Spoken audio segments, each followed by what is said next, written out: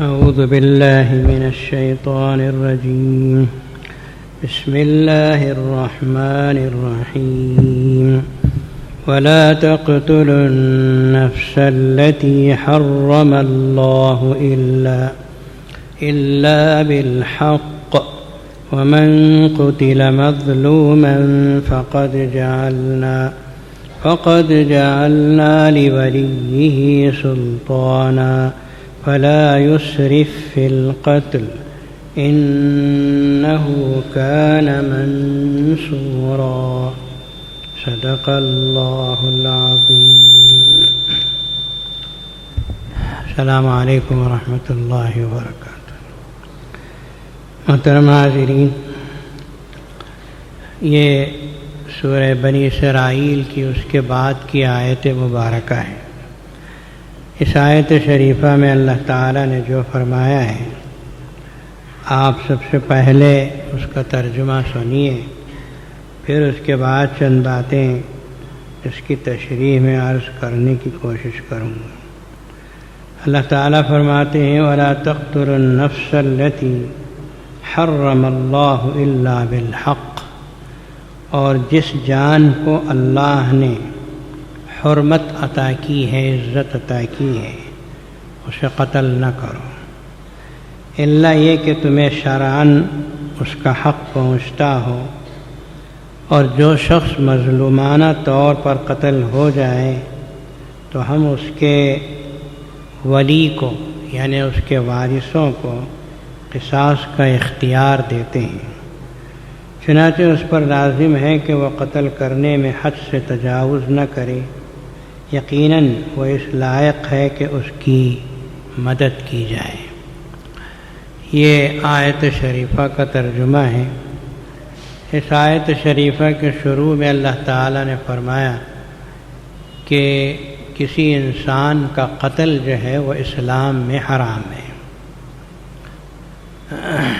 ہر انسان جس کو اللہ تبارک و تعالیٰ نے پیدا کیا، خواہ وہ انسان مسلمان ہو، غیر مسلم ہو، کوئی بھی ہو، کس مذہب سے بھی تعلق رکھتا ہو، اس کو قتل کرنا اسلام میں جائز نہیں ہے. خاص طور پر مسلمان کے اوپر دست درازی کرنا وہ تو بالکل ہی جائز نہیں، اس لیے کہ مسلمان جو قتل کرنے والا اس کے لیے بھائی ہے، اور کوئی بھائی بھی اپنے بھائی کو قتل کرتا ہے؟ ظاہر ہے کہ نہیں. قتل دو قسم کے ہوتے ہیں. ایک قتل تو وہ ہے جو آپ عام طور پہ سمجھتے ہیں کہ کسی کو چاقو لیا، تلوار لیا، اس کے گلا کاٹ دیا یا اس کے سینے پہ چاقو بھونک دیا، وہ مر گیا. اس طرح قتل کرنا تو یہ اللہ تبارک و تعالیٰ کی عزت کو چیلنج کرنے کے برابر ہے. یعنی اللہ نے جسے دنیا میں چھوڑا ہے اس کو مارنے کا کسی کو حق نہیں ہے. کسی انسان کا قتل اسلامی حکومت میں 3 وجہ سے جائز ہے. ایک وجہ تو یہ ہے کہ اگر ایک آدمی دوسرے آدمی کو قتل کر دے تو اسلام میں قصاص لیا جائے گا کہ بدلہ لیا جائے گا. تو نے اس شخص کو قتل کیا، بدلے میں تجھے قتل کیا جائے گا. اسے کہتے ہیں قصاص، بدلہ. آپ نے ایک جان کو مارا ہے، بدلے میں آپ کو مارا جائے گا. یہ سعودی عرب میں آج بھی بحمد اللہ جاری ہے. اس وجہ سے پوری دنیا میں اگر آپ جرائم کی تعداد دیکھیں، ہر ملک میں جرم پہ جرم لوگ کیڑے مکوڑوں کی طرح انسانوں کو مار دیتے ہیں. اس کے بعد کورٹوں میں چلتے ہیں، برسہا برس چلتے ہیں، پیسہ کھلا کھلا کے چلتے ہیں.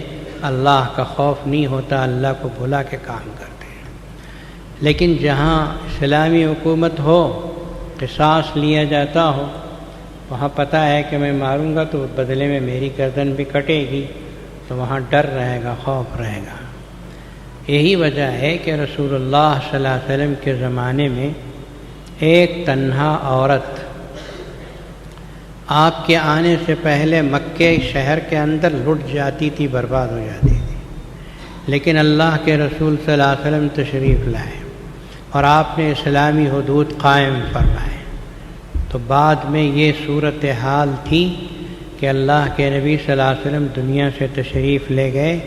حضرت ابوبکر صدیق کے زمانے میں، حضرت عمر فاروق کے زمانے میں تنہا عورت اونٹ کی پیٹھ پہ بیٹھ کر یمن سے مکے تک کا سفر کرتی تھی، کوئی اسے مارنا یا اس کا مال چھیننا تو کیا، اسے ایک نظر اٹھا کے دیکھنے والا نہیں تھا، اس لیے کہ اسلام میں کسی کی طرف نظر اٹھا کے عورت کو دیکھنا جائز نہیں۔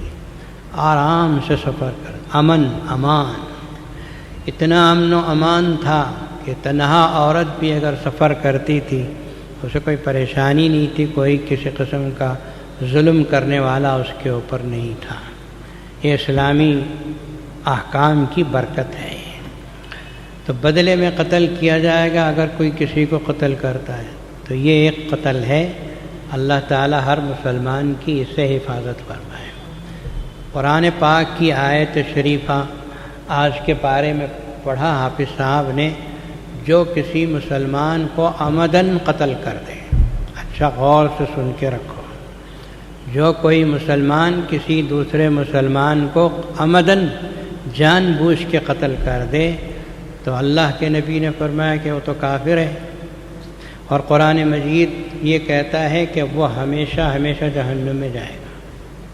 یعنی اب مثلا میں بولوں تو آپ لوگ شاید بعض لوگ ناراض ہوں، بعض لوگ اپنی دلہن کو جوڑا جہیز کم لانے کی وجہ سے جان سے مار دیتے ہیں۔ ایسے واقعات بہت ہو رہے ہیں، تیل ڈال کے ڈلا کے جان سے مار دیتے ہیں، یا اتنا ستاتے ہیں کہ وہ بیچاری پریشان ہو کے مر جاتی۔ یہ عمدن قتل کرنا ہے، اور جو آدمی تھوڑے سے مال کے لیے قتل کر رہا ہے اسے جہنم میں جانا ہے، پکا جانا ہے، کوئی دنیا کی طاقت بچا نہیں سکتی۔ تو ایک قتل تو یہ ہے آدمی کو قتل کرنا، یہ اسلام میں حرام ہے، اور دوسرا ایک قتل ہے، اسے اچھا سمجھ کے رکھو، ایک دوسرا قتل یہ ہے کسی مسلمان کی عزت لٹانا۔ کوئی مسلمان عزت سے جی رہا ہے، آپ اسے جا کے اس کے عیبوں کو اچھال کے، یہ آدمی ایسا ہے، یہ آدمی یہ شرابی ہے، یہ جواڑی ہے، چوری کرنے والا ہے، اس طرح ایک آدمی کی عزت آپ نے اچھال دی۔ اب وہ بیچارہ پریشان منہ چھپائے پھرتا ہے لوگوں کے درمیان کہ چھپ کے پیتا تھا، اب اس نے دیکھ لیا، دیکھ کے بول دیا۔ بعض لوگوں کا مشغلہ یہی ہوتا ہے کہ لوگوں کے عیبوں کے پیچھے لگے رہتے ہیں، لوگوں کے عیبوں کے پیچھے لگے رہتے ہیں، جہاں کسی کا کوئی عیب سے خالی تو ہے نہیں۔ فرشتوں میں کوئی عیب نہیں ہے، اللہ کے نبیوں اور اللہ کے پیغمبروں میں کوئی عیب نہیں۔ اب جو آدمی عام آدمی ہے اس میں تو کچھ نہ کچھ تو عیب ہوگا، اس کے پیچھے پڑتا ہے، چھپتا ہے، جاسوسی کرتا ہے، سی اے ڈی پن کر کے اس کے عیبوں کو نکال کے لوگوں کو بولتا ہے فلاں شخص معلوم کیا ہے، فلاں شخص جوا کھیل رہا تھا، فلاں شخص صاحب شراب پی رہا۔ اب ایسا جو کسی کی عزت کو اچھالتے ہیں، یہ بھی اس مسلمان کو قتل کرنے کے بارے میں سمجھ میں آیا۔ اس لیے کسی کے عیب کے پیچھے مت پڑو، اگر عیبوں کے پیچھے پڑنا ہے تو اپنے عیبوں کے پیچھے پڑو۔ ہر آدمی اپنے اندر دیکھے میرے اندر کیا کیا عیب ہیں، اس کے پیچھے پڑھ کے اس کی اصلاح کرو، اپنے عیبوں کو تلاش کرو، اس کی اصلاح کرو۔ ایک تیسرا قتل بھی ہے جو رسول اللہ صلی اللہ علیہ وسلم نے فرمایا، جس کسی مسلمان نے کسی دوسرے مسلمان سے 1 سال تک کے لیے گفتگو بند کر دی، 1 سال تک کے لیے گفتگو بند کر لے، کھٹی لے لیتے نا، میں فلاں آدمی سے بات نہیں کر، ہمارا ان کا جھگڑا ہو گیا۔ بعض لوگ فخر سے بولتے ہیں میرا فلاں آدمی سے جھگڑا ہو گیا، 3 سال سے آج تک میں اس کی صورت بھی دیکھا نہیں، بات کرنا تو دور۔ 1 سال تک حضور اکرم صلی اللہ علیہ وسلم فرماتے اگر کسی مسلمان نے دوسرے مسلمان سے جھگڑا کر کے 1 سال تک ترک کلام کر دیا، بات بند کر دیا، تو اس مسلمان کو قتل کرنے کے برابر ہے۔ یہ مشہور روایت ہے میں نے ایسے کئی جگہ لکھا بھی ہے، پڑھنے والوں نے پڑھا ہوگا کہ مسلمان سے ترک کلام کر 3 دن اگر چھوڑ دیتا ہے تو اللہ تعالیٰ فرشتوں کو کہتے ہیں کہ اس کی مغفرت روک کے رکھو، جب تک یہ دونوں آپس میں مل نہیں لیتے اس وقت تک ان کی مغفرت نہیں ہوتی۔ ہر جمعرات کو مسلمانوں کی مغفرت ہوتی ہے، لیکن ان 2 مسلمانوں کی مغفرت نہیں ہوتی جو آپس میں جھگڑے ہوئے ہوتے ہیں۔ ملنا ضروری ہے، جھگڑا ہو گیا تو بھی سلام کرو، خیریت پوچھو، جھگڑا رکھ کے ایک دوسرے سے منہ پھیر کے جانا اسلام میں درست نہیں۔ تو کسی مسلمان سے 1 سال ترک کلام کرنا اس مسلمان کو قتل کرنے کے برابر، اور اگر 3 دن تک اگر کسی نے مسلمان سے ترک کلام کر لیا تو یوں سمجھو کہ اس کی مغفرت کو اللہ روک لیتے ہیں۔ اب آپ لوگوں میں سے ہر آدمی سوچ لو، کسی سے جھگڑ کے ہے، کسی سے کھٹی لے کے ہے، کسی سے بات نہیں کر رہا، سب سے مل کے معافی تلافی کر لو۔ اس لیے کہ مہینہ کون سا چل رہا ہے؟ رمضان کا۔ اب رمضان میں آپ کو ضرورت ہے مغفرت کی یا نہیں؟ بھئی کوئی نہیں ہے مغفرت کی ضرورت نہیں ہے، ہاتھ اٹھا کے بولو مجھے ضرورت نہیں ہے۔ کوئی ہے؟ سب کو ضرورت ہے، سب محتاج ہیں، اللہ کی مغفرت کے سب محتاج ہیں۔ اس لیے کہ قرآن نے کہہ دیا وَمَن يَغْفِرُ الذُّنُوبَ إِلَّا اللَّهُ، اللہ کے علاوہ کوئی گناہوں کو معاف کرنے والا نہیں ہے۔ پوری کائنات میں ہماری خطاؤں کو بخشنے والا اگر کوئی ہے تو وہ آسمانوں اور زمینوں کا خالق و مالک ایک پاک پروردگار اللہ ہے۔ اس کی مغفرت چاہیے تو وہ اللہ نے شرط لگا دی، میرے بندوں کے ساتھ مل جل کے رہو، محبت سے رہو، ترک کلام نہ کرو، چھوٹا موٹا جھگڑا ہوتا ہے دلوں سے معاف کرو، دلوں کو صاف کر لو۔ دل میں بٹھا لینا، سڑانا، کئی دنوں تک دل میں رکھنا، انہیں مجھے ایسا بولا، انہیں ایسا بولا، انہیں میرے ساتھ یہ کیا وہ کیا۔ 4 دن کی دنیا ہے، دلوں میں کسی کے لیے حسد و بغض مت رکھو، کسی کے لیے دشمنی نہ رکھو، اس لیے کہ اس دنیا سے ہم سب کو جانا ہے، آج نہیں تو 50 سال کے بعد تو جانا ہی ہے۔ جب جانا ہی ہے تو دلوں میں حسد و بغض پال کے کیا فائدہ؟ یہ ایک قتل ہے گویا کہ کوئی مسلمان کسی دوسرے مسلمان سے ترک کلام کر دے۔ بعض لوگ تو اتنا بڑا ظلم کرتے ہیں کہ بعض لوگ اپنے رشتہ داروں سے جھگڑ کے ان سے دور ہو جاتے ہیں۔ ایک عام مسلمان اس سے ترک کلام کیا، وہ ایک الگ، رشتہ داروں سے جھگڑا کر دیں، خالہ سے جھگڑا، ماموں سے جھگڑا، فلاں رشتہ دار سے جھگڑا کر کے اس کے گھر آنا جانا بند۔ بلکہ ایک باپ نے، مجھے یاد ہے اچھی طرح، میں نام نہیں بولتا، اس باپ نے کہا کہ مولانا صاحب میری بیٹی کو بات کر کے میرے تقریباً 1.5 سال ہو گئے۔ میں نے کہا دنیا میں ایسا بھی باپ ہے جو اپنی بیٹی سے 1.5 سال سے بات نہیں کیا؟ وہ کیا ہوا؟ کہا میرا اس کا جھگڑا ہو گیا، کوئی تکرار ہو گئی، بیٹی سے کچھ ایسی بات ہو گئی جس سے 1.5 سال سے ترک کلام ہے، میری بیٹی سے میرا جھگڑا ہے۔ میں نے ان کو بہت ڈانٹا کہ بیٹی تو بیٹی ہے، تم اسے ڈانٹو ڈپٹو، بات چیت بند مت کرو۔ بات چیت، رشتہ داروں میں بات چیت بند ہوتی ہے تو 2 مصیبتیں سر پہ آتی ہیں۔ ایک، رزق میں برکت کم ہو جاتی ہے، کما کے مرتے ہیں، پھر بھی روتے رہتے ہیں کم ہے کم ہے۔ یہ کہاں برکت کم ہوتی ہے؟ وہیں ہوتی ہے جہاں اس طرح کے رشتہ داروں کے جھگڑے ہوتے ہیں۔